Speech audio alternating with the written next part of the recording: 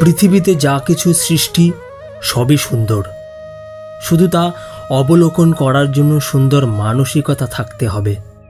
যদি প্রেমের দৃষ্টিতে দেখো, কেবলই প্রেম দেখতে পাবে। ভালোবাসার দৃষ্টিতে যদি দেখো, ভালোবাসাই দেখতে পাবে।